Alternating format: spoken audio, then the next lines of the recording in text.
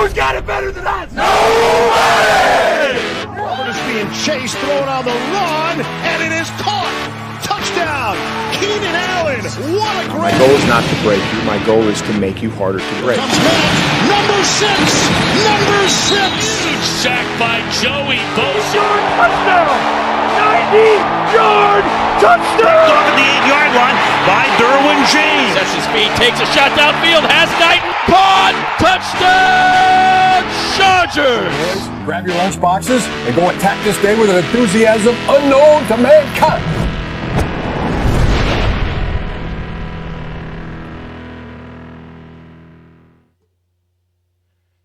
And there we have it, folks. The 2025 NFL Draft is in the books, and the Chargers have welcomed 9 new players to the Bolt fam. You are tuning in to the Thunder Down Under Chargers podcast. I am Andy, and with me here to break down the action-packed weekend that was Alistair and Jack. And fellas, how we doing? I'm well. Super excited to do this show. We've been prepping for it for a while, and it was awesome to spend time with you two on the first round as well. We don't get to do that very often, but boy, that really filled my cup. Yes, sir. Man, I'm pumped.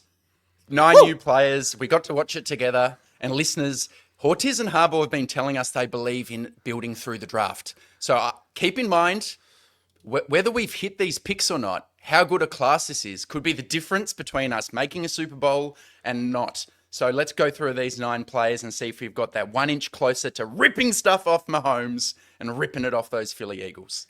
Quick disclaimer. I know a few of the fans out there in the Twitterverse were wanting the reaction video that Al and I produced last year. The 3 of us watching on the couch. My lovely partner Cash was filming. And when the Omarion pick came in, it was a little flat. We weren't sure how to feel. And Cash said, yeah, maybe don't post that one, guys. So not to say that that's any spoiler, a week removed from the pick. But yeah, that's why there was no reaction video. It was awesome that Jack was in town and the 3 of us were able to watch that together. But yeah, after months and months, Al, is it slightly Pyrrhic now that the draft's over? Once this episode is done, all your hard work of honing your craft as a would-be scout, scouring hours of tape, you live for it's it. done. It's It's sick. over, but it's good. Like what Jack would say, I'm going to enjoy a bit of balance in 6 weeks of however long we take off of doing more family things and excursions. Although I think Ryan from Powder Keg might have a little project up his back sleeve to discuss with me. So I'm never too far away from tape dogging. Up his but back yes. sleeve. That's I was going to say back sleeve. That's Yeah. some It's sort just of... Al's. That's where Al keeps his sleeve, in the back.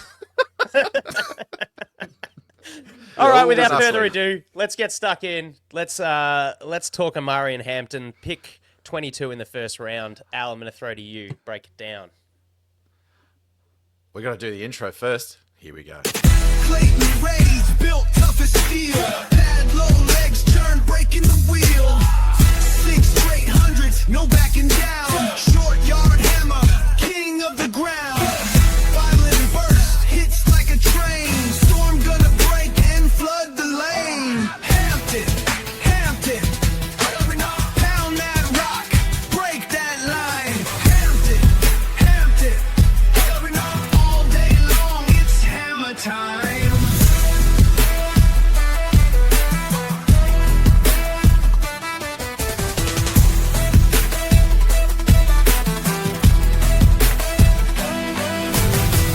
Clayton Ray's built tough as steel. Pad low legs, churn breaking the wheel. 6 straight hundreds, no backing down. Short yard hammer, king of the ground. Violent burst, hits like a train. Storm gonna break and flood the lane. Hampton, Hampton, He's gone the extra mile this year, Jack. And have. audio listeners, this is the time to hop on YouTube, because what we've just had is a minute of various highlights to accommodate that music. So that's got me jacked up to talk about Amari and Hampton. And I'm going to start this discussion to disclose to the listeners that Ryan and I have been going back and forth on Hampton all off season. Because from my perspective, there were 4 categories that people fell in with Amari and Hampton during draft prep. You had a very small number of people saying, this guy's as good as Genty. You then had a big group of people saying Hampton is the clear RB2. and there's a real big gap between him and the next guy. You then had a smaller group of people that I was in that said Hampton is actually closer to RB3 and RB4. I actually had Travion Henderson higher than him. And then you had an outlier group who were like, Hampton's overrated. He's actually not one of the best backs in the league.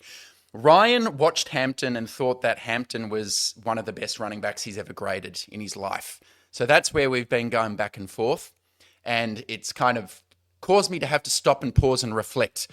But where I sit on Hampton is he's the type of guy that I would generally have a round 2 grade on as a running back. And what does that mean, listeners? That means I see him like other round 2 backs, including Jonathan Taylor, Joe Mixon, Breece Hall, Nick Chubb. This is the dude you can center your whole offense around. He's a 3-down back, can pass protect, can catch it out of the backfield. And let's talk a bit about him before I throw to you on what he does well and what I think he needs to work on. He's clearly a workhorse back. He's 6 foot. He's 221 pounds. He's tested really, really well. He's got like 2% body fat. He's chiseled. He can carry a heavy workload. We saw when Drake May was at North Carolina, he went off for 15 touchdowns and 1,600 yards in 2023. But then even when Drake May left this year, everyone knew if you face North Carolina, you got to stop Omarion Hampton. It did not matter. He still had 1,500 yards and 15 touchdowns. I think he's a guy, guys, who is really good at running in between the tackles, just like the Harbaugh offense is built upon.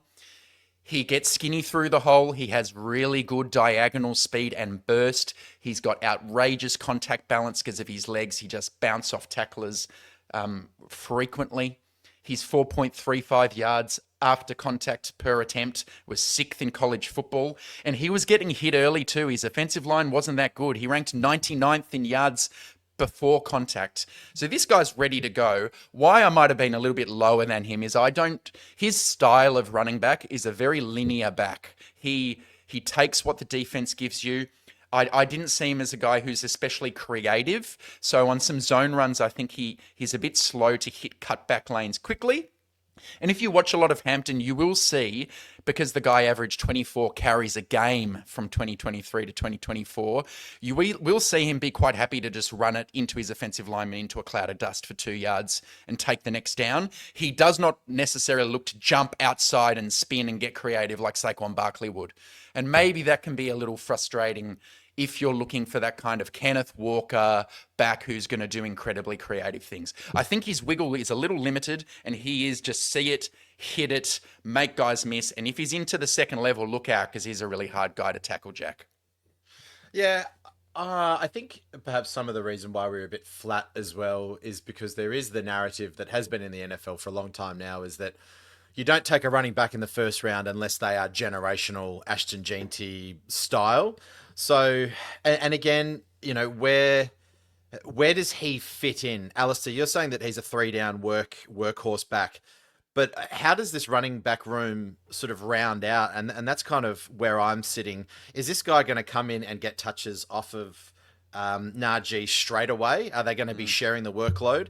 Is this guy the kind of back that needs to be on the field for 3 down to actually be productive? Or is he a guy that can share? And who knows if J.K. Dobbins is coming back? You know, we're going to have a room with 2 firsts, a second and a fifth, or wherever Kamani Vidal was taken. So I disagree with you a little bit in terms of he lacks creativity. And I think he lacks a certain type of creativity. You say you're looking for that flashy, spinny, agile guy. I see a guy who's very, very violent and a downhill runner, but he has elite contact balance.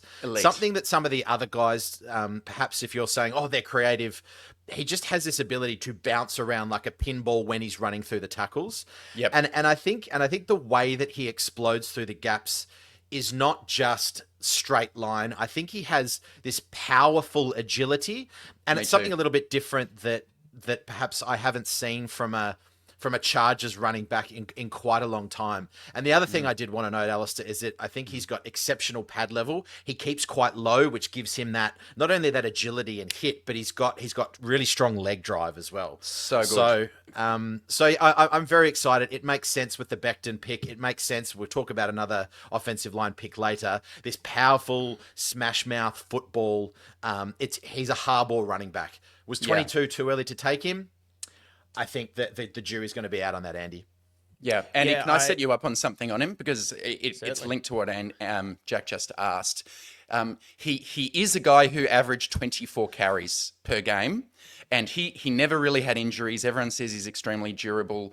In 6 games, he had 30-plus carries last year. So Jack's question is, do you need to give this guy a huge volume for him to be productive? Because he's going to come into a Chargers offense that likes to run from under the center. And in his entire college career, he only did that 31 times out of more than 650 carries. And he might be asked to only have 11 or 12 carries in a split role with Najee in the background. And is he going to be efficient enough to come out and still average 5 to 6 yards a carry like he did in college when you're asking him to do new things, both in terms of formation and how he's being used? Well, I think that's a big part of what training camp's about, right? You know, taking what the skill set that they develop in college and then bringing it into the NFL in the specific scheme that Greg Roman's operating with. I've seen Greg Roman quoted as saying he plays to the hot hand. So with the 1-year deal for Najee Harris, I see this as like let's get you ready to take over that role from 2026 and beyond, because I think he can, I think he can produce at a, lower possession rate. I see the physical traits and attributes, and it is for me, this pick, whilst, to echo what Jack was saying about taking a running back in the first round, it's not that sexy new toy, but this is kind of like the kid that loves the dirty monster trucks playing in the dirt, right? This guy is a monster truck, and I have a feeling that we're really going to enjoy watching Omarion Hampton as Chargers fans, because this pick is backing up the philosophy of the coaching staff and as an absolute hammer coming in and just wearing. Najee Harris and Omarion Hampton are going to wear defenses down so quickly. It's wild. So I don't see too much. I think he had 1 fumble on 281 carries. The guy's just a workhorse, man. Real safe. Durable, same as Najee, never missed a game. So it's going to be a real this is what we got, can you match it kind of thing. I'm excited. I think it's just going to take a big load off. We had Gus Edwards, who was in that sort of mold last year, couldn't really get going beyond his physical limitations with past injuries. So similarly with J.K. Dobbins, although a different style of runner. So we're just seeing that second year of the coaching staff now becoming what they want it to be, and building through the draft. So I think it's quite an exciting pick now that I've sort of digested it all. And Jack, that's a final question perhaps before we move on. And I'm going to save whether a running back should go in the first round to the draft grade discussion at the end of our player breakdown. But what Andy said there, how do you feel about this direction of the offense, which might go heavy run when you have a quarterback most think is a top 5 quarterback? Is that the right way to build your offense, to go, hey, we're going to go Hampton and Najee, maybe we're going to have 30 rush attempts a game, despite Justin Herbert being under center? Well, the theme, and let's hit it early, and I've said this offline numerous times, and hear me now, listeners, there is no excuse for Greg Roman now. Absolutely no excuse. He's had his first year and saying, well, we didn't really have the cattle in the running back room, and we didn't really have the cattle in the offensive line, but the amount of investment and time and draft capital that has gone into securing Greg Roman's scheme, halfway through the year, if we're struggling with wins and being able to put points on the board, and listen, I don't mind if we're winning games. I don't mind if we're winning games by 3 points, by a touchdown. That's fine. And even if it's like, 24-17 or something like that. If we're grinding and playing a certain brand of football, absolutely fine. But I guess to answer your question, Alistair, I don't have any issue with this style of football. If at least there's a vision, right? At least we know what we're going to do. And ultimately, Justin Herbert has the ability to pull anything out of his hat. I just hope that he doesn't have to do that all the time and as early as halfway through the first quarter. Perhaps he does that later in games where where Roman can scheme and Herbert can play a little more freely if need be. So I'm happy with it so far, but Greg Roman, you're on a very, very short leash. Yeah, and that vision is fine. I think, though, what is imperative is, do you have the capability to play from behind? If you can't run the ball because you've got off to a 21-0 deficit, do you have the cattle to come from behind? And perhaps that's the segue to talk about whether we think we've got some weapons in the passing game. Okay, let's go to our second round draft pick.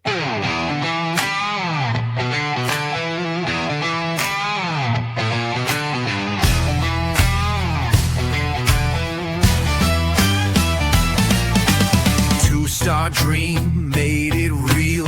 Bulldog bite, rebel steel.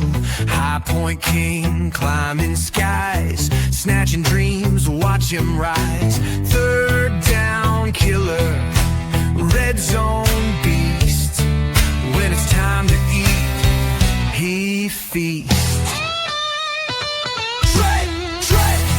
Throw it high, he takes it all. Third down, touchdown, standing tall.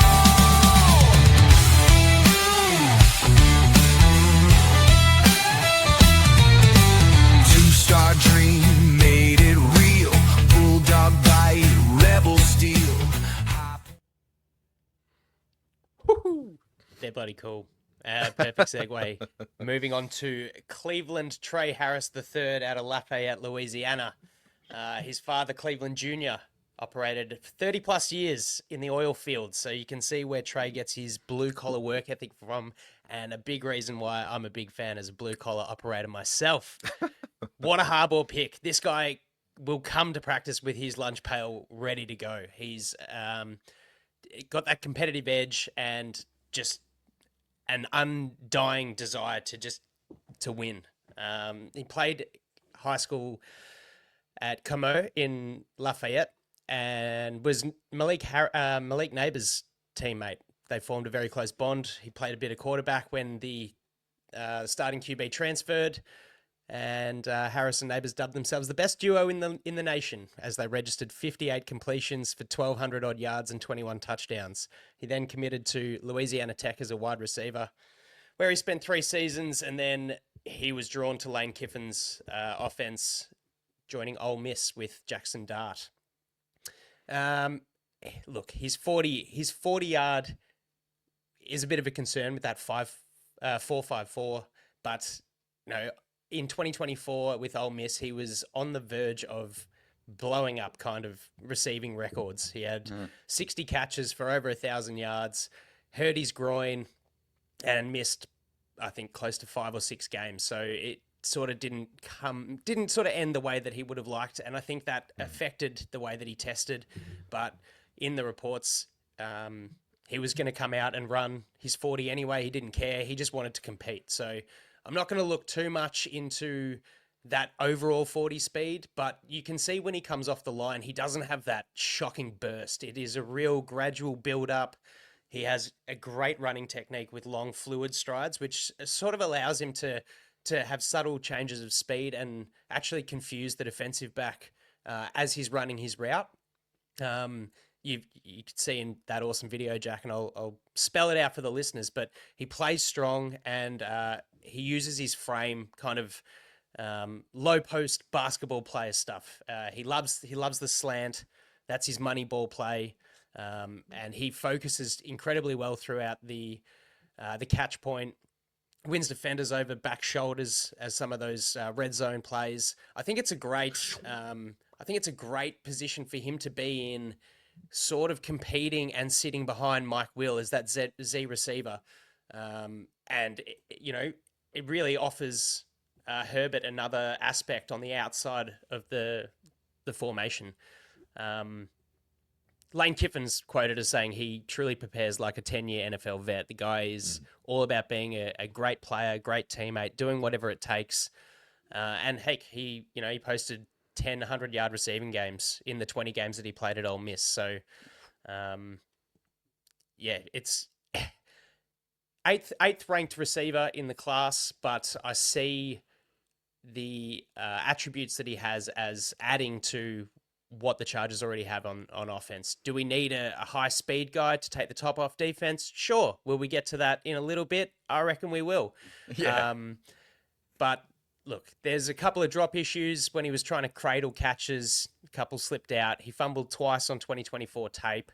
But look, I think, you can get him into, he could build up into that number one receiver. He's a controlled athlete with the play strength and ball skills. He's a dependable possession target. So I like it. I like the thought process behind the pick, building into the player that he can become if he gets his body right. What do you think, Al? How does the Trey Harris pick in the second round sit with you? Well, Tyler and I are excited about this because just 2 weeks before the draft, we said this was our round 2 sleeper, Jack. This is the guy, if you want to shoot for the stars, take it on a person who might slide into the second round because of some question marks about the style of offense Lane Kiffin runs. I think that the numbers were 47 of his 79 routes last year were either go routes or hitch routes. So that's about 70%. You're either 3 steps and stop or run a go.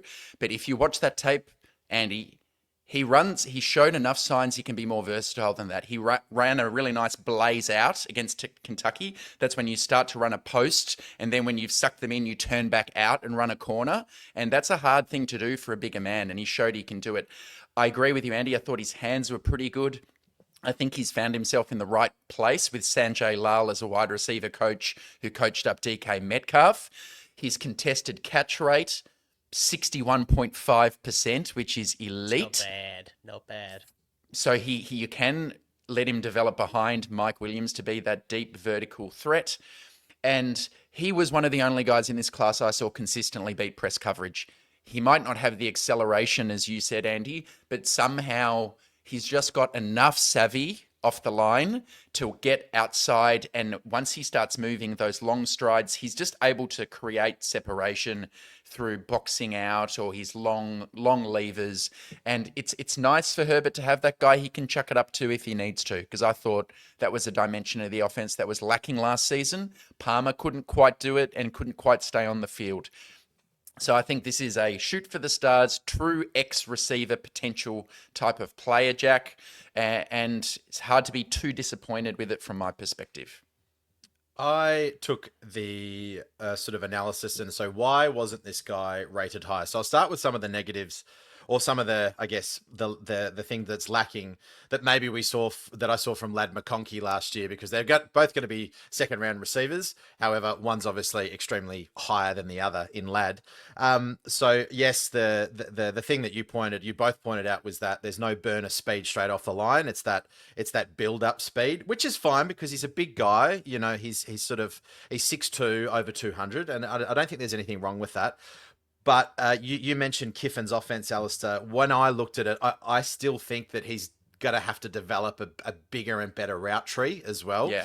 And I did notice in some of those intermediate, more refined routes, and if I compare it to Ladd McConkey has great body English and the way that he moves his feet and is able to manipulate, not necessarily physically the corner or the defender he's playing on, but manipulate the space around him to get open. I found that Harris sort of rounds off a little bit. He's just a little bit soft on the cuts. That's probably due to just a little bit of athleticism, being a bigger guy. But I thought that was something that I thought perhaps he's going to have to work on immediately. And Josh Palmer was pretty good at developing that over his time. So I don't have any issue there. And Lal being his coach is great. But what I did see is this guy, if I then compare him to a QJ, this guy has hands, man. Like, they're very, very natural as well. It doesn't seem like he is forcing anything too much. He sort of gets his hands there and the ball sticks, and it doesn't seem particularly hard. And when you contrast that to someone like a QJ, it's very difficult for him to even grasp the ball, or when he was coming out anyway. So The other thing that I really enjoy is it felt like it was Lad McConkey in the end zone last year, and if QJ wasn't being schemed open, he can't really create his own. I think this guy is going to be a really good red zone target with that really good physicality and awareness as well. So yeah, the speed isn't there, and I think perhaps that's why people might have been a little bit off him, and he's gone later in the second round. But I think for what we need, I think it's a great pick looking at all the physical traits. Yeah, it's the contested catch rate, and it's rather than using that body English that you described with Lad McConkey being able to just manipulate the space around him to create separation, bigger frame, like stronger guy in Trey Harris, right? He will muscle defenders off. He forced 11 missed tackles in 2024, and at that catch point, he can really, rather than having to use his foot quickness to create that space, he just boxes defenders out and is able to do that, and has that athleticism to, catch in front, reach over, do all those sort of things. Interesting to note, he's, with the groin injury, he started to use a lot more yoga into his training to help prevent injuries. It's that mindset and professionalism that Lane Kiffin spoke about with Trey Harris that is, for me, a really invaluable kind of aspect, intangible in a player. He does, obviously, as you said, where you said he doesn't worry too much about press corners, he does give them a big target, so he will need to sort of adjust his hand quickness on those release. But other than that, I think, yeah, Jack, you nailed it with the red zone kind of target. And he just makes the catches look so easy. It's pretty exciting to see the aspect that he'll bring to the offense. And it's just one of the other things I got on my notes, Alistair, and I'd be interested to see what you think, is that I've got his ideal, and this is probably the tape that we see with Kiffin's system, ideal for vertical. However, I think he'll thrive in a play-action system as well. Yeah. And who was one of the best play-action quarterbacks in the league last year? Do you have any final thoughts on that? Because I think that, again, this makes sense. It's the way they want to play. It was a position of need. Yes, Mike Williams is there, but I think he will thrive in those in Roman's system. Yeah, I totally agree with that, Jack. Totally agree with it. And to Andy's point about his coachability, I do think there are areas he needs to work on. Like, I thought for a bigger receiver, his run blocking effort was hit or miss. And if he's got the right attitude, that's something Harbaugh will and the offense will coach into him. Like you said, Jack, nuances of the position only average, the route savvy, the footwork, all stuff he can work on. I do think he's always going to be somewhat limited with his ability to break tackles after the catch, because I do think he's a limited agility and ability to wiggle is something that's always going to be hard for him. But if you throw it to him quickly while he's running on a seam route, he can break through tackles that way, down the field. But yeah, Jack, off play action, why not? You'll have McConkey coming across on a big crosser, and then he looks there and actually, look, I've alerted here down the field on the sideline. Let's hit Trey Harris. Let's go! 2 picks down.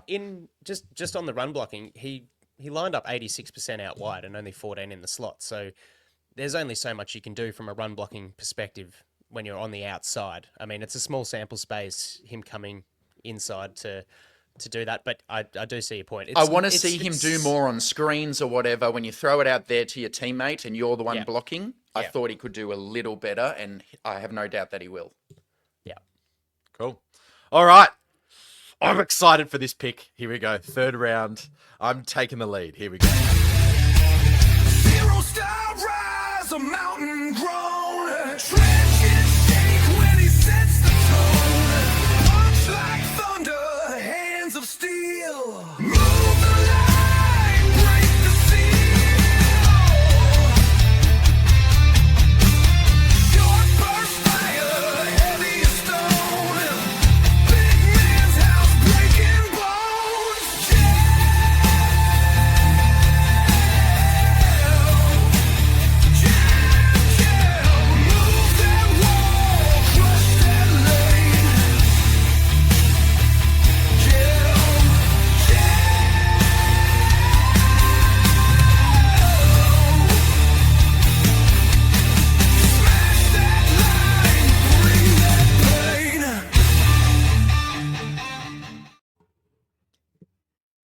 I sort of put a heavy metal, soundtrack for that one.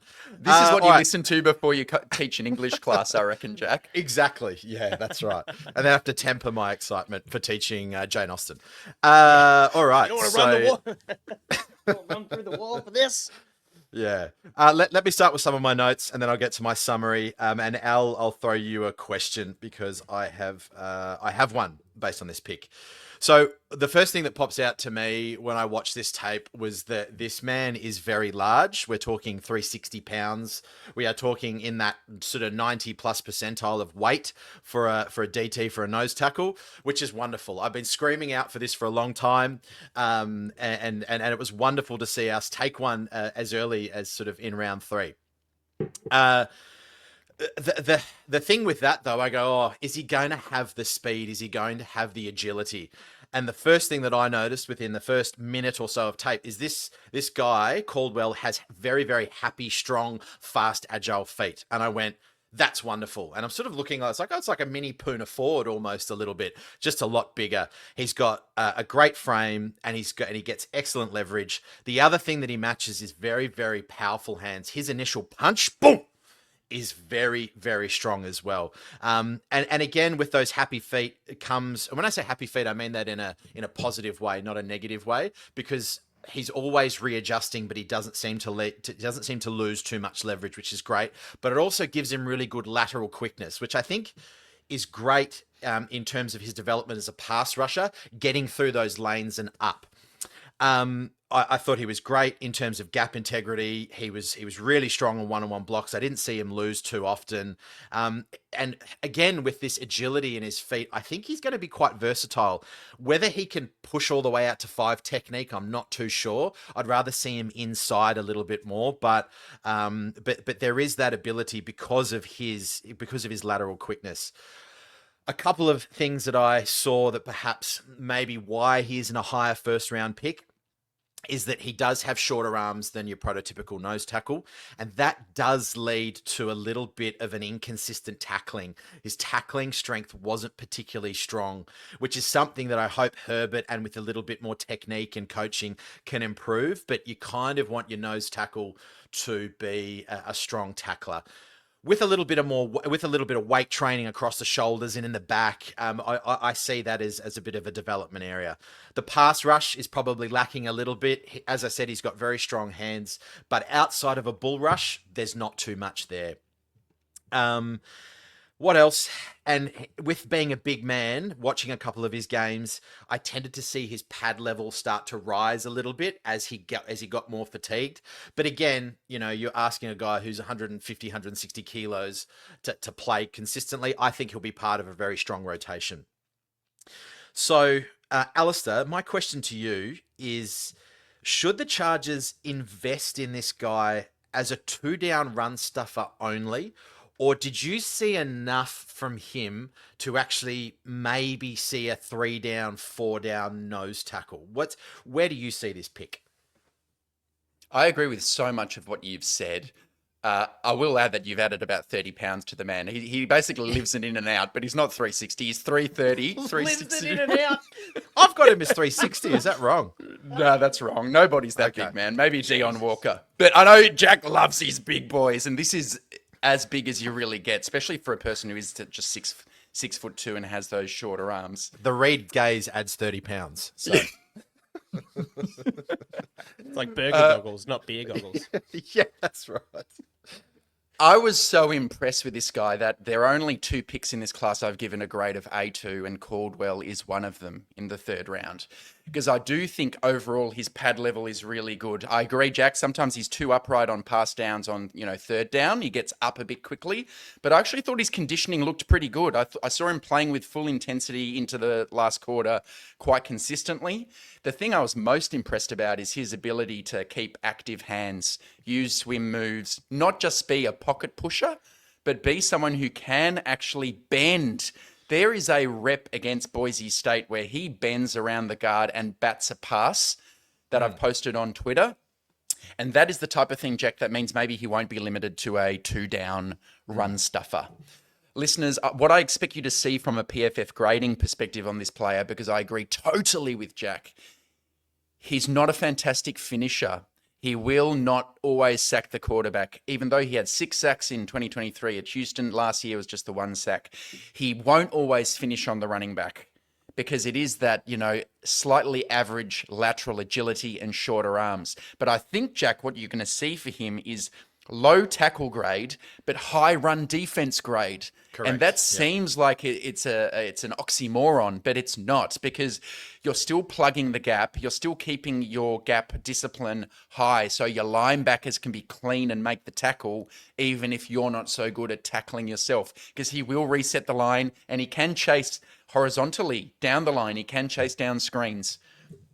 I really like this pick. I liked his attitude. He's a bit older at 24. He said at the Senior Bowl, I don't want to be someone who had an opportunity but didn't take it. He's a guy who almost gave up football during COVID. Yep. And he's come back with a vengeance, goes to Oregon, did the team first, unselfish thing, allowing Derek Harmon to be the guy to kind of rush upfield while he holds that 2 gapping spot. He's versatile, Andy. I really love this player. Yeah, certainly a team player. And I find it really interesting, like you just touched on, almost walked away from football, came back, played at Houston, and then, only had 3 years. So there's a bit of untapped potential here. And you just got a mountain man, really. So there's exciting potential upside. Look, I'm really keen to see, it's the run defense first. It's building from the trenches. There's the philosophy there as well. The coaches were excited when they called him. I really enjoyed watching his reaction when he got drafted, just sitting back on the couch, soaking it all in. And it really was that I don't want to wonder what if he, made his commitment, played at Houston, didn't get the production. So I'm interested to see how you feel about the production versus traits argument with Caldwell Jack, because wasn't able to finish, but as Al said, he does the team thing and he allows his teammates to, finish and execute while he does his job. So his grading is still sound without, the stats to sort of back it up, because he's doing his job, double gap, all that kind of thing. So really excited to see how he fits in with the defensive line. It needed help with the loss of Puna Ford. So I just have so much faith in Jesse Minter to be able to whittle him into what we need as that, maybe it is to start out with. Maybe you've got that first and second down run stopping monster there who can develop into a team interior pass rush kind of mold there. So, yeah, I'm cool with it. I know we definitely needed it. From what I've seen and heard from Jamaree Caldwell, I'm excited to have him in the Powder Blues for sure. Yeah, and watching Harmon, you can't help but he pops off tape more than Caldwell, and I watched both of them closely, and I was wondering whether the offensive line would go to Harmon more often with double teams and things, and I didn't see it as being that clear either. I thought that both of them got the sort of a similar, I guess, focus for the offensive line. But Harmon does pop off tape when you watch far more. Like his pass rush and his power is incredible. But again, you're talking about sort of a first round pick versus a sort of a late third. So I didn't think the gap was huge, but it was enough to go, oh, geez, I wouldn't have minded Harmon in the first round. Yeah. If I saw him, I went, oh. And I think Harbaugh in his press conferences mentioned Harmon just offhandedly a couple of times. 3 times? Well. Yeah. Three or 4 times. So I was wondering if he was waiting to get there. But should we move on to Mr. KK? Sure. Let's do it. 3-star sport, now burning bright. Off the snap, gone from sight.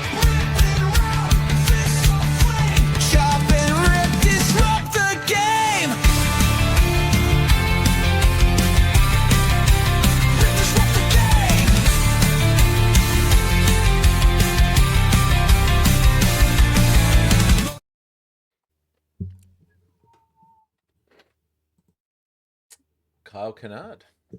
That's me. I've gone double back. I forgot. It's a snake draft. All right. I've got my notes in front of me. What did I see? We just let him work through that, didn't we, Andy? I had to. Here comes some stand-up comedy. Stay silent. You'll get there. Yeah. Well, I put in a shitload of work for those videos, so go fuck yourself. Not Not those videos. The music definitely. All right. So what do I see from this guy? Explosive first step with really good edge burst. That video showed a great rep from him. I was thinking for a sort of a lower edge rusher that I wouldn't see as many different pass rush moves. He's got that cross chop. He's got the rip. He's got a little bit of a ghost move as well. So I was actually relatively impressed. Whether he actually executes them to a really strong level is up for debate, and perhaps that's why he's later on. But the one thing, again, we're talking about these Harbaugh guys. This guy is strong in pursuit. He's got an extremely high motor. He's got this disruptive hand timing. And on that video, we saw he's able to get that hand in if he's sacking the quarterback and pop that ball out. He did that a couple of times, which I think is great. He's got a little bit of he's got a little bit of nous around screens and misdirection. I find that his head, he's not too focused on, just doing his pass rush move and not seeing what's happening in the backfield. So I thought that was good. And again, he's got quite a good spatial awareness for an athlete. Tall guy, 6'4", 250 plus. He's definitely very much an athlete, but I do wonder whether that taller frame means he's a little bit lighter, but again, he's very much a blank canvas in terms of putting on weight as well. I reckon he could probably put on another 10 to 20 pounds. But whether that he loses that agility, I'm not too sure. So a couple of other things, still learning to probably, when he played up against the NFL level sort of tackles, the stack and shed's not great. And again, the pad level, because he's quite tall, can sometimes be fairly inconsistent. So Al, I'll throw back to you as well. Do you think Kyle Kennard is ready to contribute as more than just a third down specialist, or is he going to sort of go to the back of that edge room and develop alongside, almost have a redshirt season? Not a red shirt. I think we need him to contribute, but I do think he's quite limited to being a designated pass rusher early in his career. He's got the long arms at 34 inches to develop and be a decent run defender, but I agree with what you said about his frame. How I saw this player, you can go glass half full or glass half empty. Pretty impressive that a guy who spent 4 years at Georgia Tech transfers across to the Gamecocks in his final year of eligibility, comes out and has 10 sacks, SEC Defensive Player of the Year, and wins the Bronco Nagurski Trophy as the nation's top defensive player and the first Gamecock ever to win it. Huge game against Alabama too. 7 tackles, 2 sacks. Yes, and against LSU. Facing Will Campbell, he did all that stuff you said, Jack. He does have a push-pull move and a dip and a rip, and he's got a good array of pass rush moves. He also plays with animalistic effort from snap through to whistle. Harbaugh guy through and through. So could he be good? Yes. But Jack, why is he in the 4th round? Yeah, I'll tell you why. I'll tell you why. I'm gonna put my glasses on because this is Dr. Doom. We'll take the hat off then. I can't with the headphones on. This is my major concern, Jack, and you basically outlined it. For me, as a pass rusher, most of it stops and finishes with your power base. You can either beat tackles on the inside shoulder, through their chest, outside shoulder, or all the way on the hoop. And Kennard is always trying to win on the outside shoulder. And my view, having watched rushes now at a close level for a little while, a few years, the guys who can't win through the tackle fail at the NFL level 90% of the time.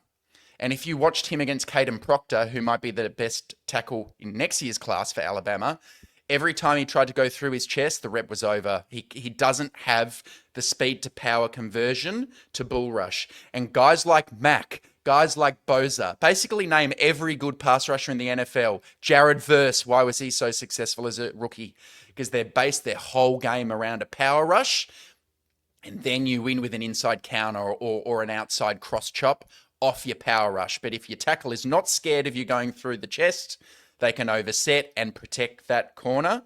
So there is no player in this class for whom, in my opinion, Ben Herbert is more important, Jack. Yeah, I was going to say, do you think that he's got the ability to put on that power? Because I reckon he's going to need to play it probably around 275. I just have a feeling he needs to be, because at least he's got 265, right? At least 10 pounds. But the issue with his height, but the thing is that I think of, is it Daniil Hunter who has extremely long arms? Is that kind of player? But that he's going to have to be a little bit creative in the weight room, I think. But again, he's going to learn from Mac. He's going to learn from Tooley. He's going to learn from Dupree.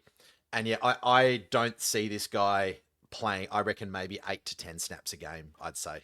Me too. Injuries are, What and do you say, ask Andy? yourself, What do you reckon? Andy, you ask yourself, if this guy has the frame to build on the weight as a fifth-year, 23-year-old, how come he hasn't done it yet?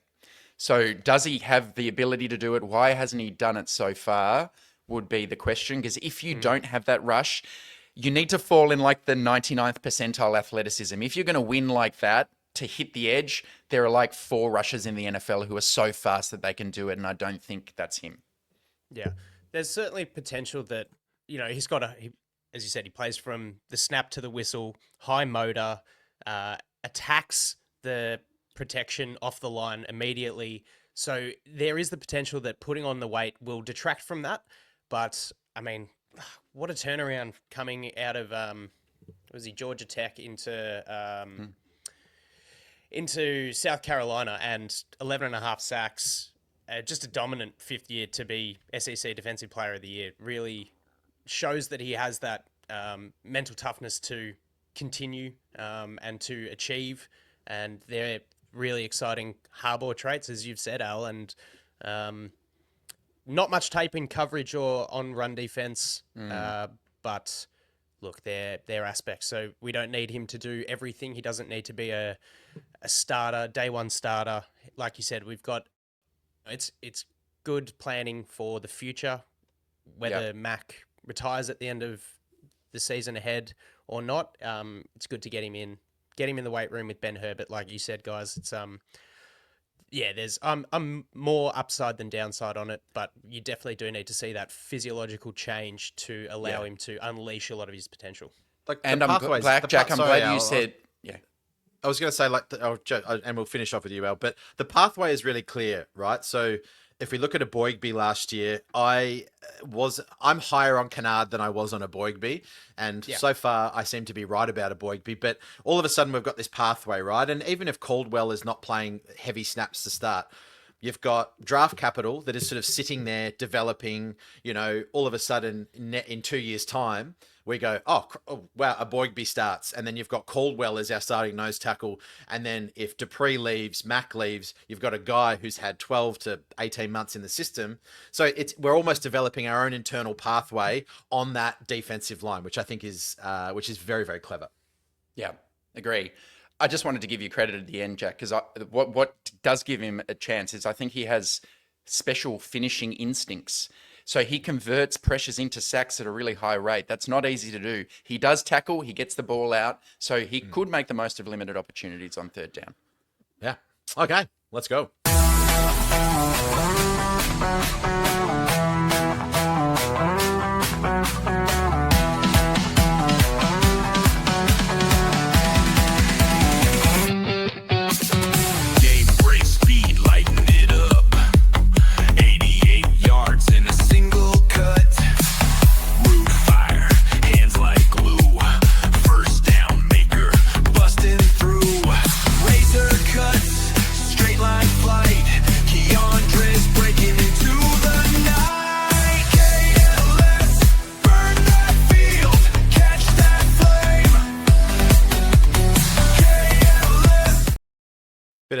Bit of David Guetta there.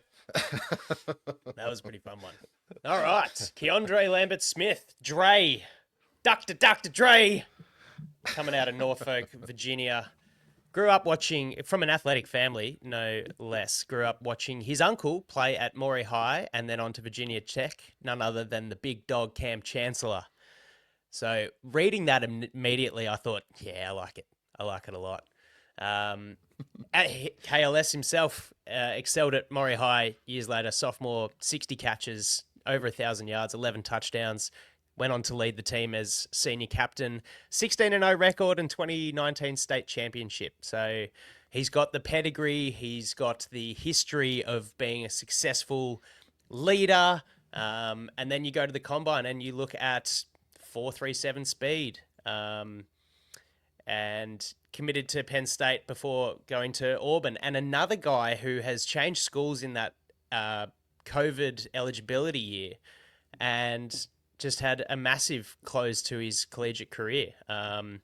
19 touchdowns, over the last 2 years at Auburn, and 8 in his final season. So it's that speed, that twitch, that a little bit different, a little bit of a different addition to the offense, just another sprinkle, explosive athlete.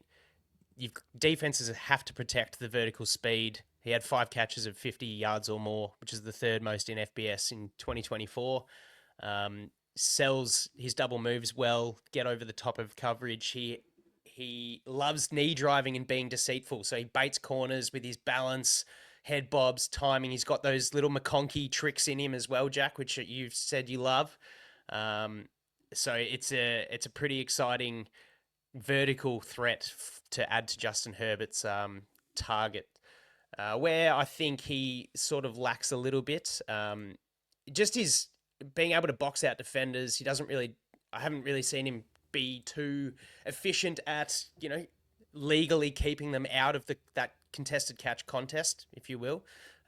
Probably just a little bit lazier with his hands than I think Trey Harris might be. And he also struggles. He's a bit of a lighter frame, leaner body. So when he gets jammed, he really struggles to sort of get out of that. If he doesn't get his speed off, he can be held up pretty easily. Look, I think, as I said, it's another collection of traits that will just add well to the receiver room, and it's a kind of group mentality, having his traits with Trey Harris and with Ladd McConkey in the slot. He's another guy that played, I think, 80-20 outside to inside. So you've got almost a rotational outside receiver now, and a lot of good competition. 24 as an NFL rookie, which seems to be happening a little bit with this COVID year. Guys going back to have another one means that they come out a year older. So, yeah, we'll see.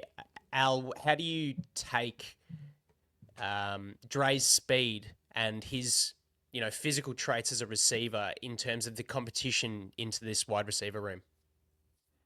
I think it was important that we added speed, because watching the Texans game back in the playoffs, I do think it's tough when McConkey's the only guy who consistently has that top level speed other than Darius Davis, who they're not using on the field very often for whatever reason. Lambert-Smith definitely adds that. His 40 time only 1/100th of a second slower than Darius Davis's, despite being 6'1". Pretty impressive. I like that he seems like a jack of all trades to me. He had myriad functions in Penn State and Auburn's offense. Gadget player, motion man, in the slot. Then they're using him running clear out routes from the X. I think he's good at lots of little things. I thought his catching skills are above average for a guy who's clearly a speed athlete. And this guy's used to being a star his whole career. Cam Chancellor, as you said, he was a 4-star recruit. He went to Penn State. And you can hear he's got a chip on his shoulder in his interviews. He's got high self-confidence, this fella, and he thinks he's going to make an impact in the NFL. I do think there are some limitations there, though, quickly. I mean, again, I think he can work on his nuance as a route runner. He gets too upright out of his drive phase off the line. He's, again, another more of a straight line athlete with probably some minimal horizontal wiggle. I think that's why you see a very low missed tackles forced number. And like you said, play strength, Andy. He is a lighter framed character. So NFL DBs, are they going to make him a non-factor? Is this a guy who's just not going to translate because he isn't strong enough and he isn't nuanced enough and he doesn't, run block hard enough? Or does he have enough, Jack, where you think, hey, I can see this, and QJ, watch out? Let's go back to the traits versus production discussion, because perhaps the reason why this guy is sort of a little later, especially in round 5, you look at his production and then you look at the numbers sort of where he ends, and it's kind of his final season that all of a sudden things started to work. His dropped catch rate went from 14 to 5%. The 74% of his catches in his final season ended in a first down or a touchdown. So you're kind of wondering whether this guy has actually hit his ceiling in that final year of college. So, Jack, can I add, his quarterbacks were terrorists at Auburn. So that makes it more impressive. It was some of the worst quarterback play I saw all off season. Yeah, you kind of wonder whether he's going to make an immediate impact and where he comes in. Clearly, he's going to step in front of Darius Davis. I think, and this kind of the theme of the draft is kind of this is like a Darius Davis, but just bigger and stronger. And weirdly enough, I think he's quite a good blocker as well for his frame and his size, and I think he's very willing as well. What was your question? I completely forgot. Should QJ be looking over his shoulder, or is this a failed experiment type? I don't think it doesn't need to be either or. Type. Yeah, I think it's more of a Darius Davis.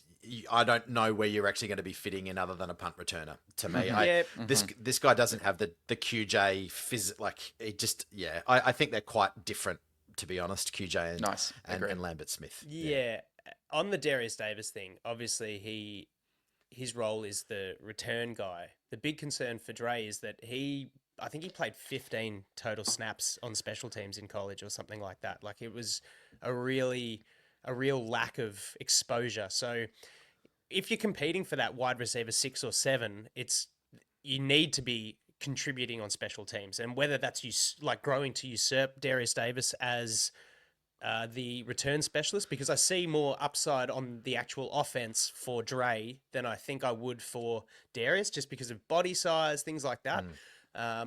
Just to make life a little bit easier for the receiver, right? Like he's bigger than Davis, similar speed. So I'm interested to see how he progresses through the training camp and combine. What was interesting was the conversation, the seriousness of Sanjay Lal talking to Dre on the phone when he was drafted. It was like, I don't know, it was just Welcome not to the something flock. that I experienced for any of the other 8 guys. It was, such a serious little chat, and then I'll call you later. And it was like, serious chat, you're not in trouble, but we need to talk. And so they're getting to work right away. And there's obviously, they've obviously got a plan for him. They were excited to get him.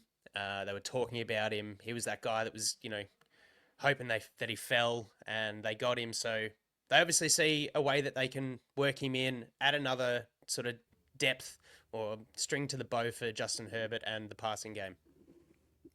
All right, here we go. Let's continue to move through our draft picks.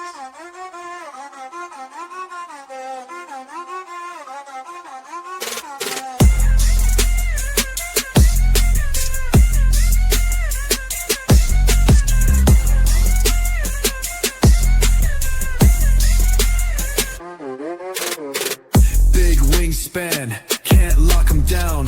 Flex out wide, own this town. Post up high, reach the sky. Climb that ladder, make him cry. Records broken, stories told.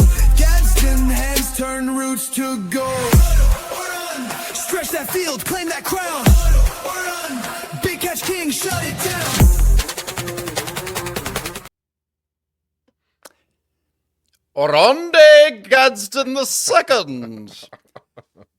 This player is a great example why the no days off mentality works.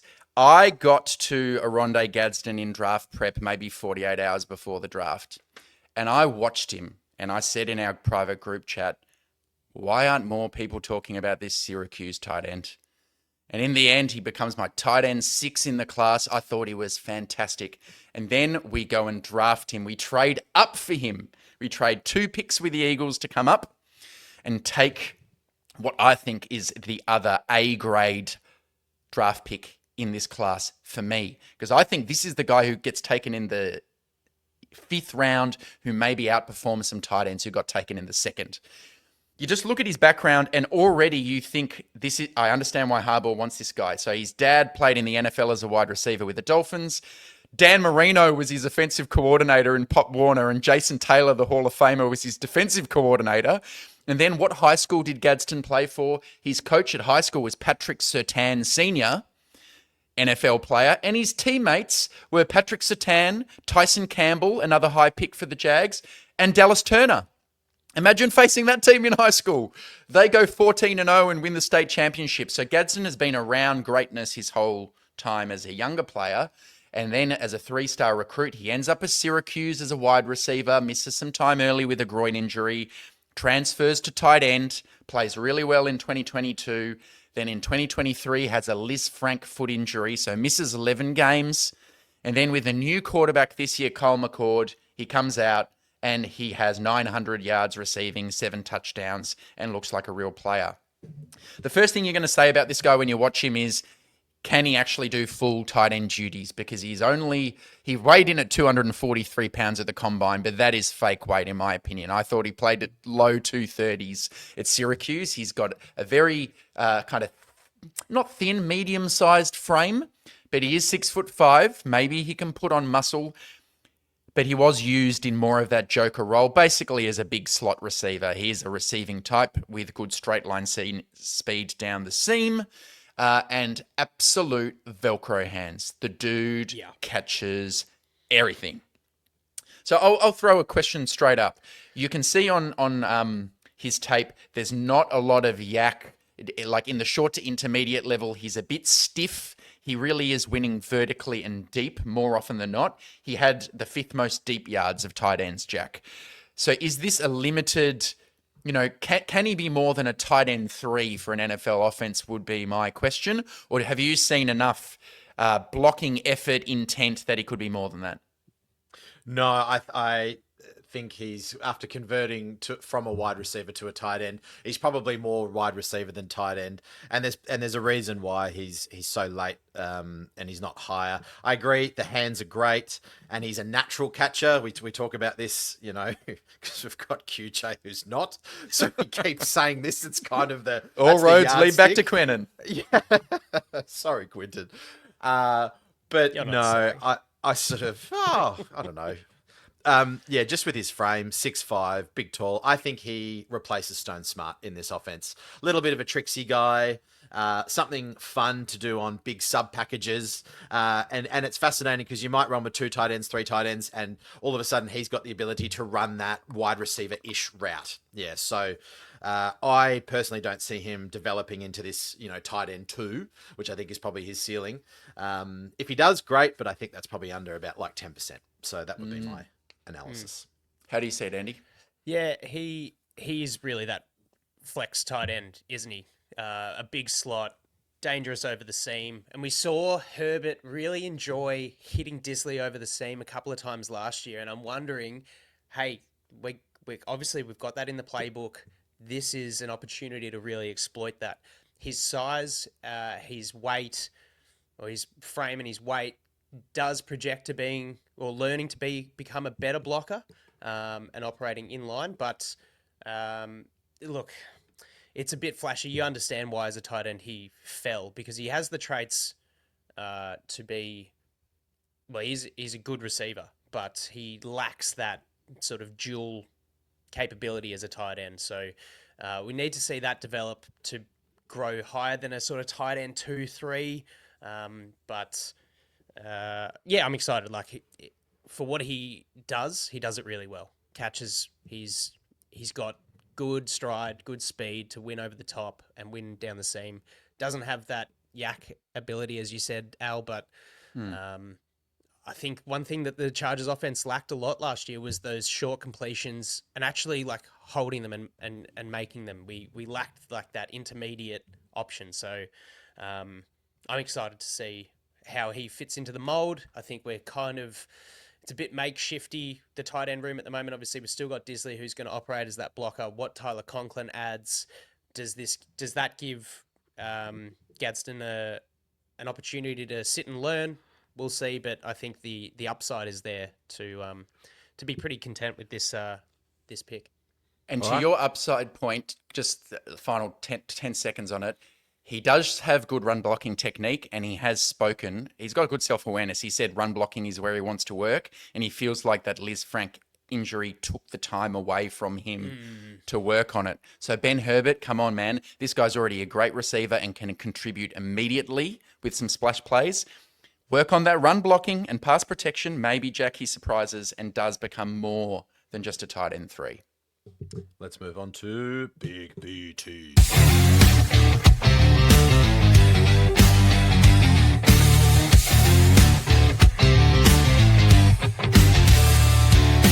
Phone booth fight, heavy hand swing, drag your line back, make it sting. No fast games, no fancy run, just crash them all till the job is done. Drive you down with country pride, Branson's hammer, you can't hide. Oh, Tyler, hold that line, crush that play. Tyler. This man big enough for you, Jack? 6'6", 321 pounds, slightly shorter arms, just below that 33-inch NFL threshold, which is arguably why he's fallen so far and why people think he needs to move to guard rather than survive at tackle. But Branson Taylor, the Pittsburgh offensive tackle, another guy who spent 5 years in college patiently biding his time. He said loyalty is a big thing for him and he never thought about transferring from Pitt, even though for his first 3 years he was just a rotational player. But then he comes in, finally he starts, he's voted a team captain in 2024, shows a bit, but sadly injures his left meniscus and only plays 6 games in 2024 as a result. I saw a player on tape who fits our scheme as a gap type of lineman. He has the strength. I thought he had pretty good awareness to seal off defensive ends on gap runs. I thought his grip strength, very impressive. Once he latches correctly, rep is usually over. This is all the stuff that Harbaugh and co would like to see.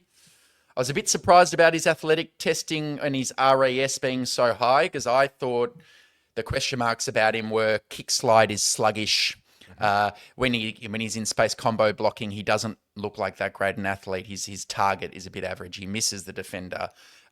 Radar isn't that good. He's a little slow to prime his hands. So I thought there were clearly deficiencies on tape that I saw. But again, if you look at leadership, the body to develop, the strength in his physique, all reasons why you would try this guy as a depth piece in the 6th round of the draft, Jack. But you are our guru. Hail to the guru. Guruji. Don't know about that, but yeah. Tell us what you saw. I'm assuming you managed to get to him. Maybe you didn't. But what do you think about Branson? Yeah. I did. Very similar everything in terms of the strengths. Again, he's a 6th round pick because he loses leverage far too often. He plays very high. I mean, he's a big man at 6'6". The other thing, when he gets his hands on you, yes, they're strong, but I think he over relies on 2 hands. He's not crafty enough to sort of shift and move. It's kind of like, if I don't get 2 hands on you, then I can't do too much. And now I've been doing a little bit of offensive line learning, and what I saw is that you talked about his limited kick slide ability.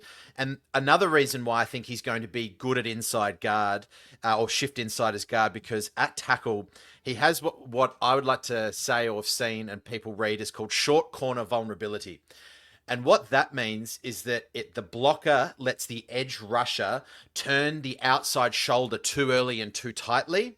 So the defender then reaches the quarterback really quickly or on a shorter arc, which throws out the timing. So if the quarterback's on a 5-step drop and that edge rush is coming at you quickly, he's on you half a second or a little, maybe 3/4 of a second earlier than what the routes and I guess what you're expecting as a quarterback. So that's a massive part of his game. Very much similar to Mekhi Becton in that he's a huge man, a decent enough athlete, but again, I just don't think he's got the lateral ability to play at tackle, but that power will convert very strongly to guard. And the man finishes blocks. He loves to grind your back a number into the dirt, which I absolutely love. This is a Harbaugh pick through and through. And dare I say it, it's a very, very raw Matthew Bergeron, I think. And if we can develop that a little bit more, I think this is going to be a good pick as long as his physicals and his medical history is okay. Yeah, well, not having to just interested to see you guys' thoughts. Undersized arms. We have two fantastic tackles. Sure, you have the ability for swing. How do you see his potential to move inside in the NFL? To get that rotation, we look at Harbaugh and Roman both look at positional versatility across both lines. Minter does as well. How do we see Taylor potentially competing for a guard spot? I really don't want to see him playing tackle. If he's playing tackle, something has gone dastardly wrong. Pipkins is a far better tackle swing. And so is Sawyer. And so is Sawyer as well. So, listen, I think that I think it was in his 21 starts, 18 at left tackle, 3 at right tackle, which would mean that he's probably going to be a left guard. So again, it's just bringing in that competition. I don't know if this guy makes the roster, to be honest, but you never know. Put him on the practice squad. Competitors welcome, man. Competitors welcome. That's right. Okie dokie. Let's go on to Mr. R.J. Mickens.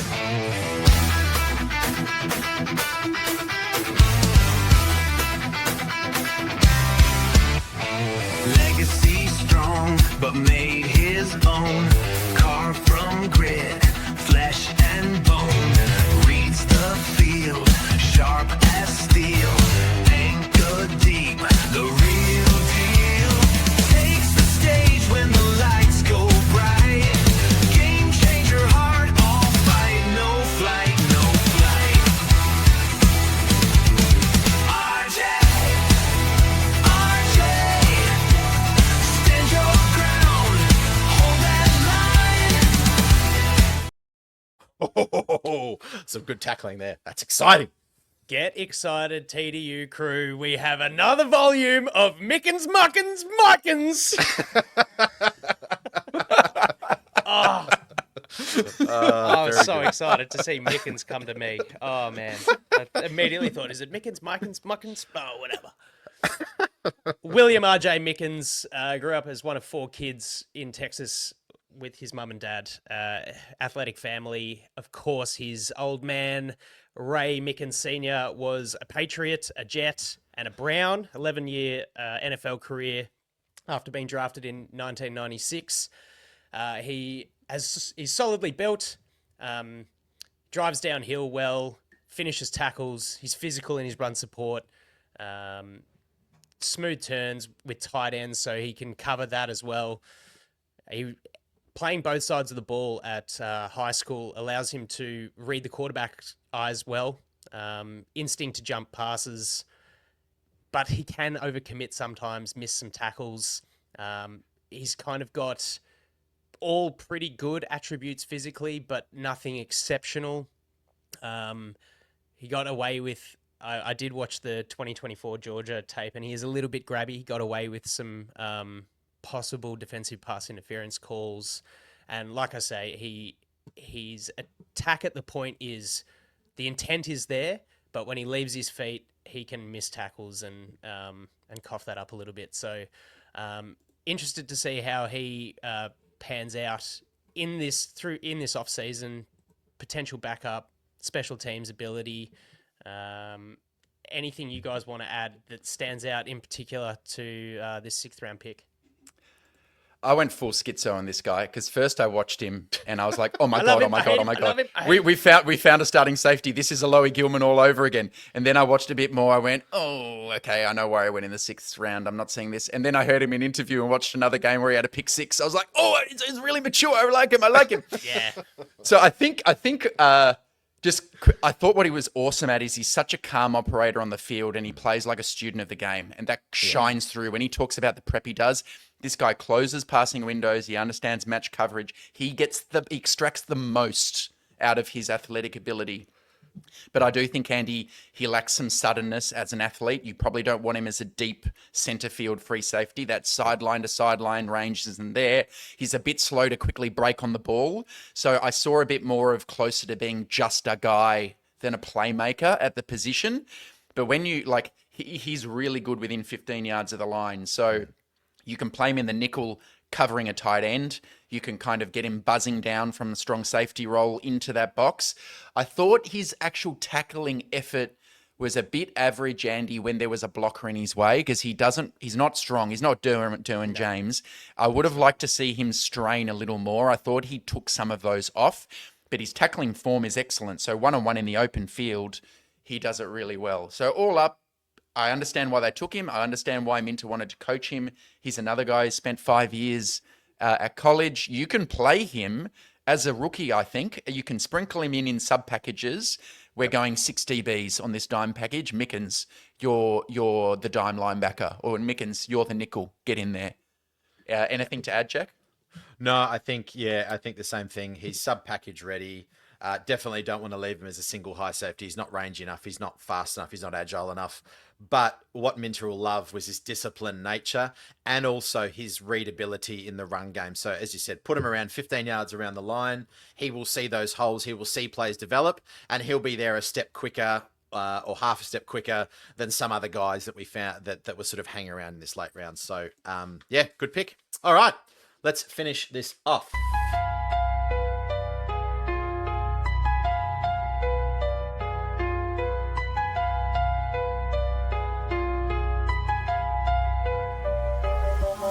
Long arms reach, steal the skies. Ball hawk lurks with eagle eyes. Hit the route, time the leap.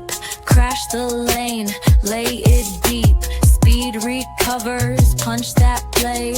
Bridges locks it down all day. Trick, lock it down, run that field. Trick, high point king, hands of steel. Okay, Trikweze.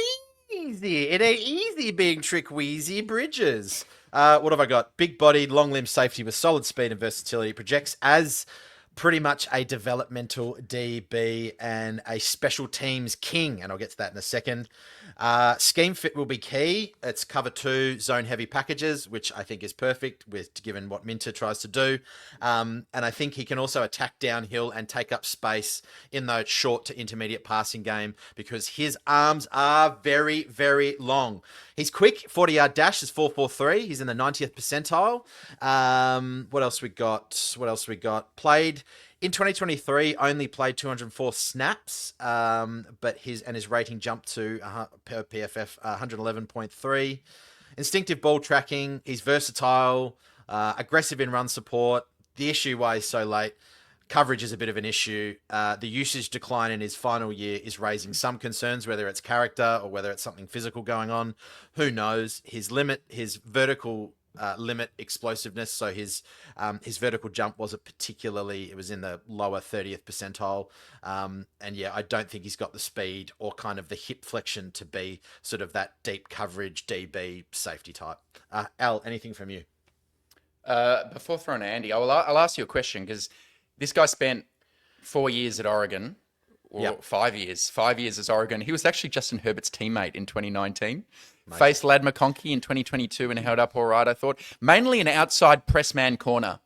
Then he goes to Florida this year, and they start off playing him as a safety for the first half of the year, and then move him back to outside corner. They figure long arms, bump and run. What did you see, if anything? Are you thinking Minter's plan will be you're an outside corner, or maybe you're more of a safety type?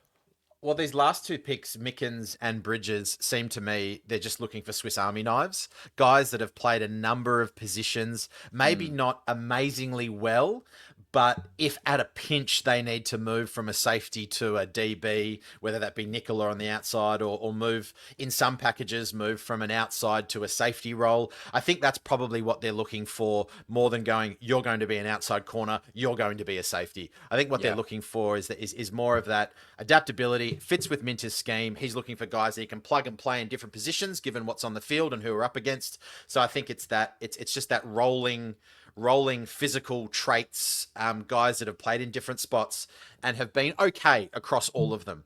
And I think that's how this defense is going to kind of, I guess, take shape.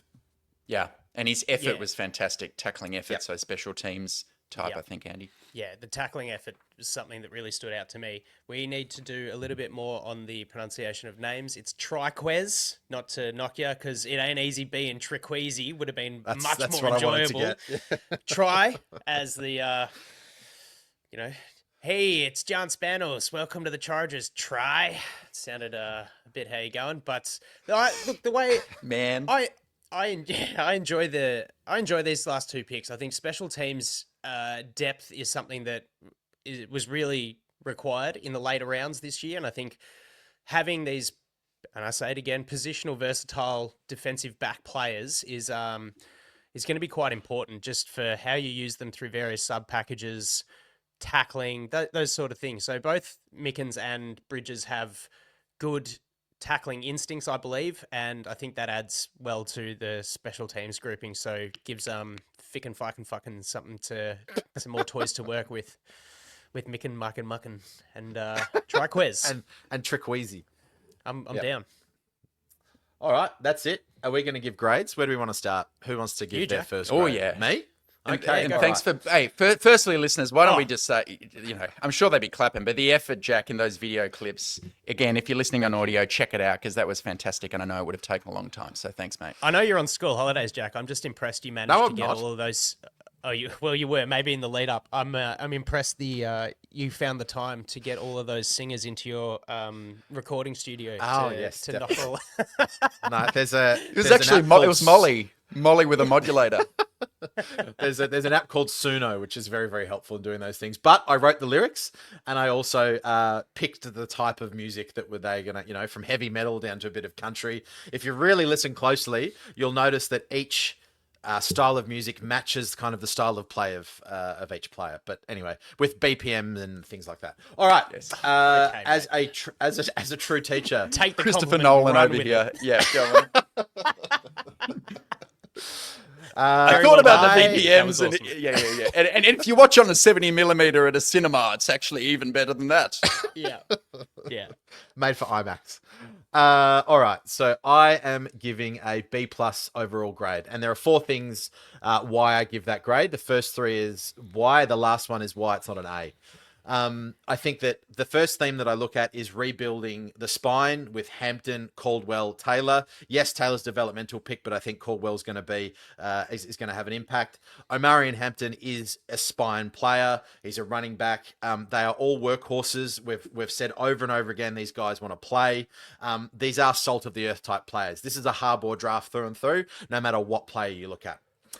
The next theme that I've found is clearly they are also looking for football intelligence and leadership. You've got Trey Harris and Branson Taylor, both team captains. Kennard, we've mentioned all academic All-American. Bronco Nagurski. RJ Mickens with that pedigree.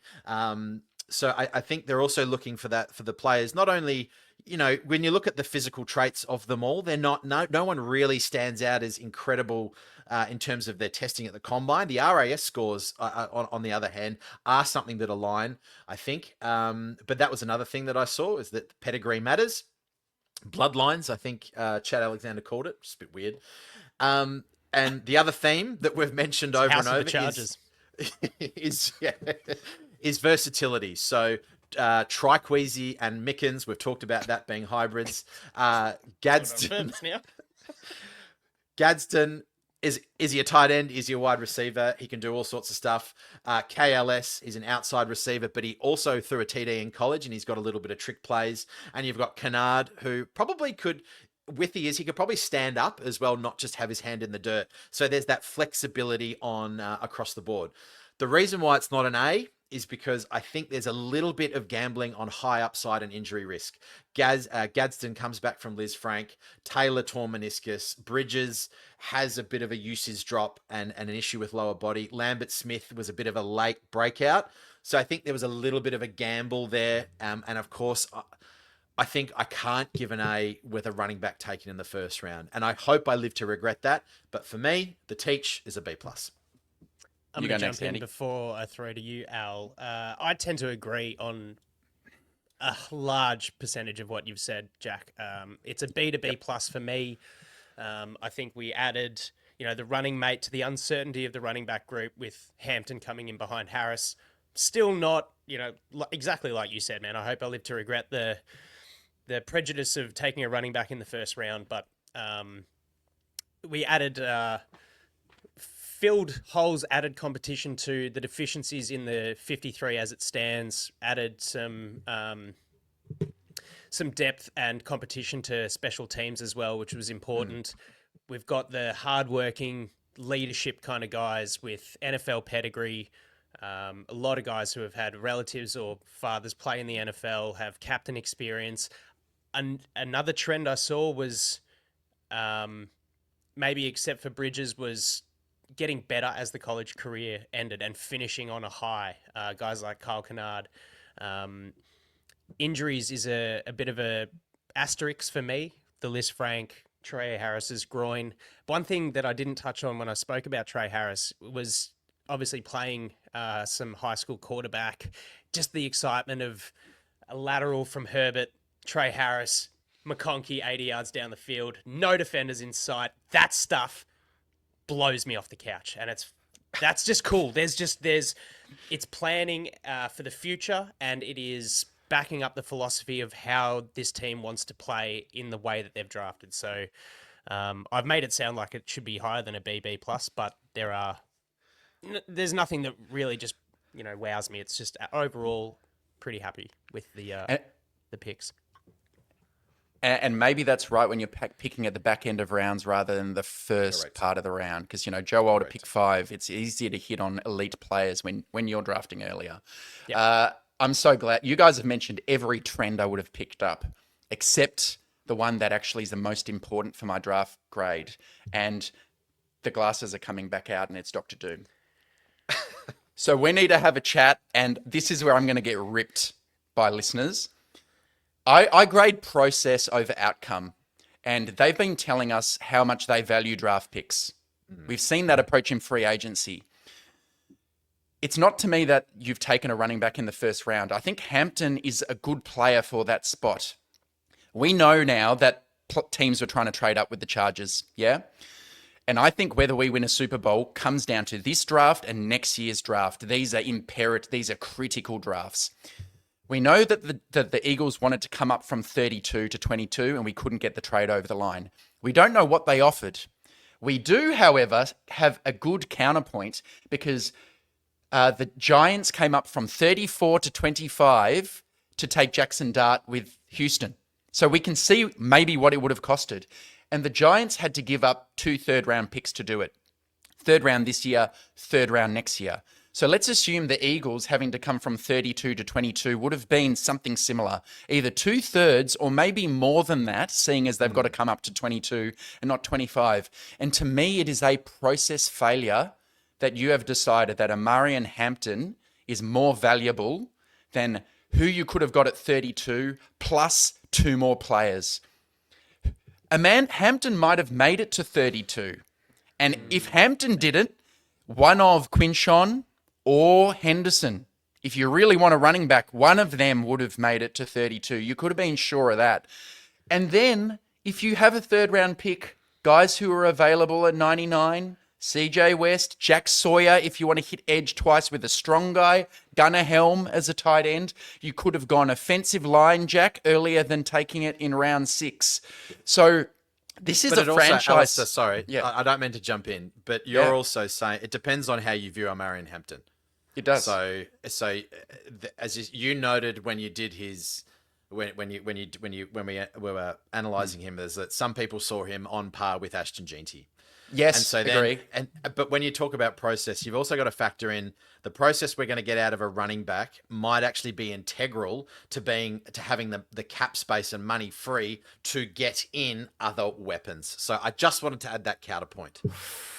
I get it. What we've set ourselves up for, in my opinion, is if Hampton is not LaDainian Tomlinson, this was a meltdown of a decision. Because he needs to show he's that much better than Judkins and Henderson and the other backs. He needs to show that. And then for him to have been more worth it than 3 total football players, because at 32, you could have gone Trey Amos, you could have gone Jaden Higgins. Like I'm saying, you're missing out on starters or potential starters on your offensive line at edge, at corner. And it's a bit of like all of your eggs in the Omarion Hampton bucket. I think he's a great player. I think it is a process failure. So for me, All the other and all the other picks in this draft I like. I think you're such a good drafting team. They don't go over a consensus. You're so good with your draft picks, guys, that you've made this draft overall look good. So I was going to give it a B, which is my good grade. But imagine what they could have done with 2 more picks in this class, an extra pick in this class, an extra pick next year, because they are such good drafters. So I've gone B minus. C plus would have been satisfactory. I've gone B minus because I think this could be something that hurts them on their Super Bowl push, even if Hampton is really good, which I expect him to be. So that's my rant. And why I was a little disappointed, even though I like the players they drafted. I think they're fair comments, and I think it speaks volume to how the three of us, reacted to how that sort of pick 22 unfolded, knowing, it hadn't really run the way that we wanted it to up to that point. Loveland going at 10, Kenneth Grant at 13, those sort of things were like, oh, what are we going to do? Harmon, the pick before us, we really wanted to trade back. And as the clock ran down, we're almost at the point where we're thinking we've lost the pick because the time had run out. So, yeah, I see it. And there's a big weight on the shoulders of Hampton to, be successful and be what we as fans and what the team needs him to be in this offense. But don't come after me, listeners, if he's very good, because I expect him to be very good. That's the minimum expectation. He's going to be a very good player. The question is one running back more valuable than 3 players, including maybe Hampton? Maybe you still get him at 32. I thought they got too excited to get him. But you can't deal in what ifs, though. That's the issue, I think. I mean, maybe it's your job as a GM to deal in what ifs. Yeah, but we just don't know what the plan is in the next couple of months, either in terms of building the roster. And I think I agree with saying that these drafts are integral, but every draft is integral to your ability to perform where you're at. And so, I would trust Ortiz and Harbaugh to be like, well, 2 third-rounders. 1, we solidify our identity as a team. This is what we've been wanting to do. This guy's going to do it. And if they had a grade, like some people do, of Omarion, Hampton, Ginty, 2 different style players, but they're kind of similar.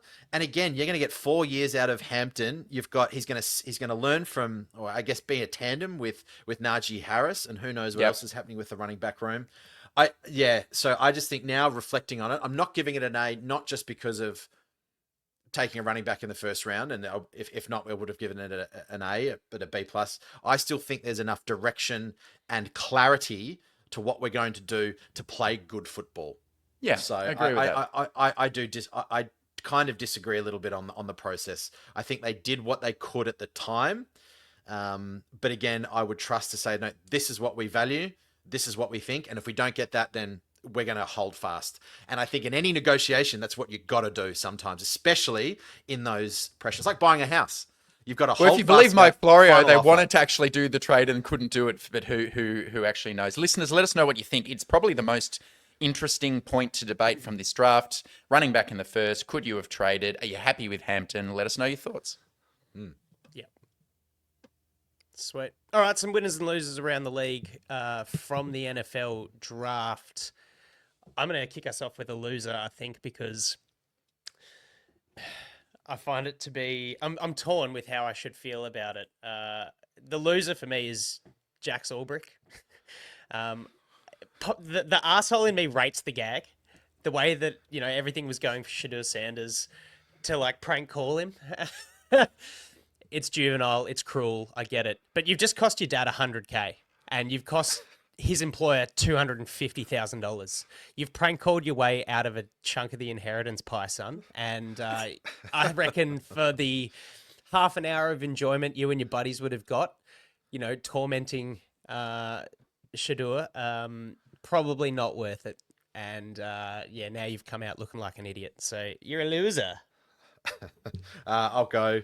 This is a loser for us, but winner perhaps for the AFC West, because you look at some of the names that have been drafted to our 3 rivals. Barron, Harvey, Bryant, Savion Jones, Ginty, Betch, Porter, Rogers, Simmons, Norman Lott, Jalott, Williams, Royals. My God. all three of our rivals have had extremely good drafts with the names that they've got. So loser for the Chargers because this division is going to be hot and it's going to be tough, but winner perhaps for our divisional games. Yeah, agree with that. And we'll break that all down more in our opponent series in a couple of months' time. But the AFC West looks like it'll be a challenge. Jack, unfortunately for you, man, a winner I think is Aaron Rodgers. Aaron Rodgers... The Steelers don't take a quarterback until Will Howard in the 6th round, I think it was. And that gives Rodgers the green light where, hey, man, come in. We've got Derek Harmon. We've got Caleb Johnson, a running back who's going to really help you out. We know we've got our Steelers identity, and you can just do whatever you want, man. Sit there, and when you're ready, when you're done in the subway, when you're done with your you're done with your prayer rug, when you're done with your ayahuasca ceremony, come and join us. Come, whenever that may be. Come on. Come, dear Aaron. Come. And come he will. So Aaron Rodgers, Jack, I'm afraid, is a winner. And that's my first one, Andy. Yeah, you could look at it either way. Aaron Rodgers being a winner or Pittsburgh Steelers really crafting their draft around that, the hope that Rodgers will come and play for them. But it'll be interesting to watch that space. A winner for me, and not your favourite team, Al, I'll say, but I think that even though there was a bit of uncertainty around that number 4 overall pick, I think the New England Patriots had a quietly good draft. They took Will Campbell, they added centre Jared Wilson, who both look like they'll be cornerstones of this Patriots offensive line for years to come.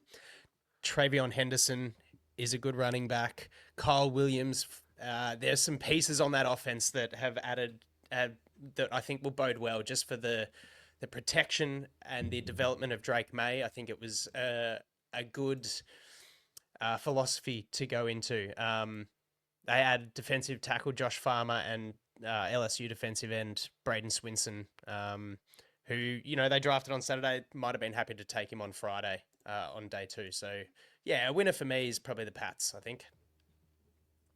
Dare I say it, Drake May is better than Caleb Williams. Dylan Gabriel is a loser for me. Poor guy. Got picked in the 3rd round by an absolute basket case franchise. I went, oh, I have a chance to be the starter here. Oh, fantastic. This is actually kind of cool. All right. I've gone maybe a little earlier than people thought, but they've taken a flyer on me. And then what happens later in the draft? A guy that could be anything and is going to just have all this baggage to go to Cleveland in Shedeur Sanders. He's going to be trying to prove himself. The cameras are going to be there. It's going to be hot, man. It's going to be hot. It's going to be hot. It's going to be wet. It's going to be shit. And that's the Cleveland Browns, and that's what that is there. So Dylan Gabriel, I actually watched a little bit of tape. Weirdly enough, I picked up a piece of memorabilia from him. So I was like, oh, is this going to be worth any money? So poor Dylan Gabriel, he's probably going to be sort of a backup, not only kind of in the quarterback spot, but also just like kind of the aura around him. He's going to be a footnote on the Shedeur Sanders Cleveland experience. Poor guy. If you haven't noticed, listeners, Jack loves players based on his access to their Pokemon cards. So getting the shiny Dylan Gabriel means that Jack loves him. Oh man! And it's a really fun little narrative for me and Al to follow. It's so good. We get it. Yeah, when there's some random play, we're like, why does he like this guy so much? Yeah. It's card related for sure. You're 101. Anyway, Shedeur, definitely the story of the draft. I'm going to channel Jack again. I'm going to go, it's a winner, but might be a loser and might be something in between. Started off a winner, the Buffalo Bills. Love their draft. Yeah. They needed to improve their defense. They get a fast corner, Maxwell Hairston. They get a pass rushing defensive tackle, TJ Sanders. They get one of my sleeper edge rushers, Landon Jackson. Massive Deion Walker, 6'7" defensive tackle. Cool, man. Cool, looking good. Then their GM, Brandon Bean, goes on WGR Sports Radio, and while he's sitting there waiting to go on the show, the hosts start complaining a bit about the Bills wide receiver room. And then they invite the GM on, and he comes out and says, well, you guys were bitching in 2018 about Josh Allen. You guys wanted Josh Rosen. Now you guys are bitching that we don't have a receiver. I don't get it. We just scored 30 points in a row for 8 straight games. So I get it. You got to have a show and you got to have something to bitch about. But bitching about a wide receiver is one of the dumbest arguments I've heard. How embarrassing is that? Not not least because they have actually been desperately trying to find wide receiver help, guys like Amari Cooper, and their current starting wide receivers, Keon Coleman and Khalil Shakir, they've had to bring in Josh Palmer as their wide receiver 3. So even though the Bills are scoring 30 points a game, it's mainly because of Josh Allen's legs, and no doubt they could help him with the right wide receiver. I just thought that was petulant behavior that you would not see from Joe Ortiz in a million years. And maybe that's why ultimately you're a loser, Buffalo, and you can never get over the good teams because you just lack that special something to get you over the hump. That's it. I just want to go back to the Brandon Bean accent. That'd be great. Can we might have to do a show in a few weeks where we just call up GMs and see what happens. We should. He's from North Carolina, so I think it started out okay and then became something like the Bronx halfway through, like my accents usually do. That sounds like how my Trump one went last year in your absence. Another loser for me, and we've really flogged this horse to death, but NFL fans across the board watching the draft. If you're like me, and I got all of day 1, the majority of day 2, and then caught up on some highlights. If I had to sit there and listen to Mel Kiper say another word about Shedeur Sanders up until the 5th round when he went, I was about to put it on mute and just enjoy what was coming up, because listening to that story the whole way through was nauseating. I get it. It happens when a highly touted guy falls in the way he does, and I'm going to risk Shedeur Sanders never listening to this, but mate, if you interview the way you do, I don't know what else you can expect. It doesn't matter who your dad is, because to me, Deion Sanders is aggressively outspoken anyway.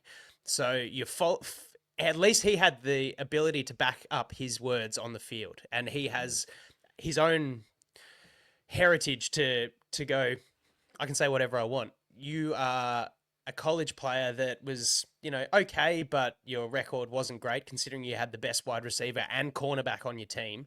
I was just absolutely fed up with the Shedeur Sanders storyline throughout the draft. Wasn't an enjoyable one, and I don't think many fans enjoyed it either. And Cleveland were probably like, man, our quarterback room sucks. Rant over. I have one more winner, and that is the New York Giants defensive line. Abdul Carter is going to go there, and he's got Thibodeau, he's got Brian Burns, and he's going to be almost like the third string pass rusher, and he is going to cause some problems. And I believe he's going to be the defensive rookie of the year. And that's got Sexy Dexy on that line as well, man. And he's got Sexy Dexy, one of my favorite players. Arguably, this is going to be the best defensive line in football. The rest of the organization, sometimes maybe shit, sometimes maybe shit. But the defensive line, very good. So that's it. I'm all out of winners and losers, and yeah. Can I put you on the spot, Jack, for a prediction? They've gone with Jackson Dart, and they've got Abdul Carter. Will this be enough to save Brian Daboll's job and the GM's job this year? Well, watching Trey Harris, and I mentioned it, is that Jackson Dart actually throws a pretty ball. I actually haven't minded it. Too few and far between, and I don't know about his decision-making processes on some plays as well. Is he better than Daniel Jones? Yeah, I'd probably say that. But the defense is going to have to keep them in games because I'm not sure if I'm relying on Jackson Dart to win games at this stage of his career. Yeah, it just depends on what ownership is going to do. Are they going to give Daboll another 3 years with Dart, or is this a win now? I don't know. We'll see. I don't think it's a win now. Jack, it was a question. Is Daboll the coach in 2026? I think he has to be, because you've invested a first-round draft pick on a quarterback. Yes, I think you should. He's a quarterback whisperer. I really like him. I like what he does. So, yeah, I hope he is. Because if he's not, then Schoen needs to go as well. And then they're back where they started with nothing team, and they're back in the subway with Aaron Rodgers. And we know that the Maras don't like to pull the trigger if they can avoid it. All right, last one for me, Andy.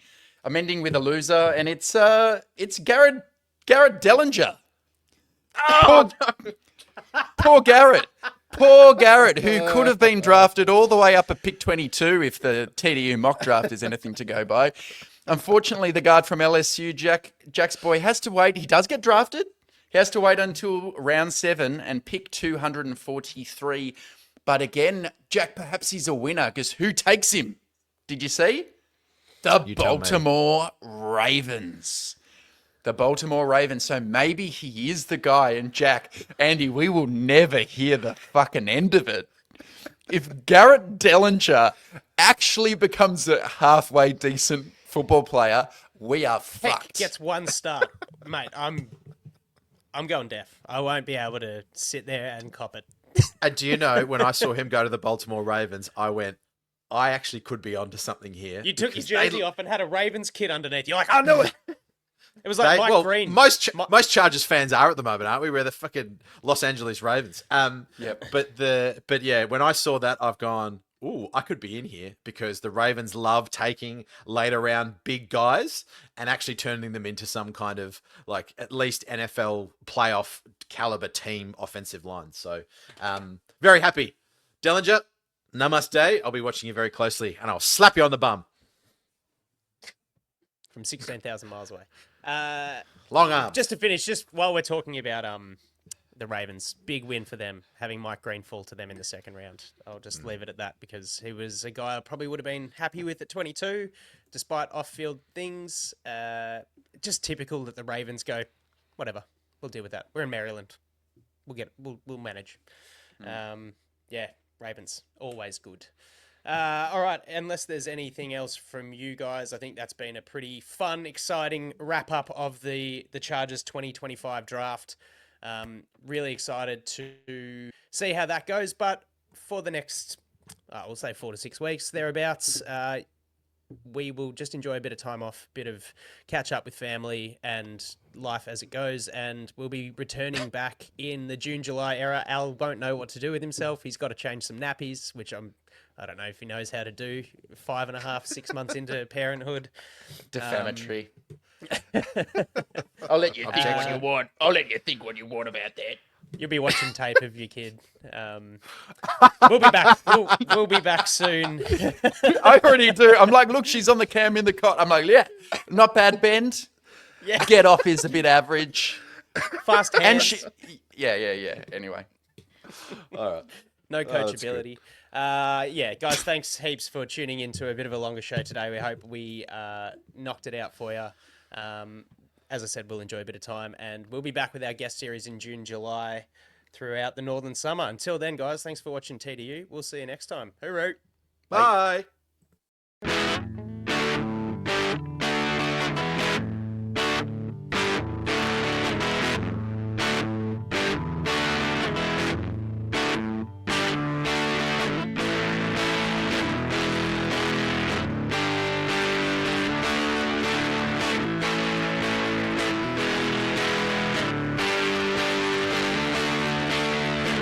Back pedals looking, firing. He's got Floyd turning. Got it. Zigzag. 10, 5. High step.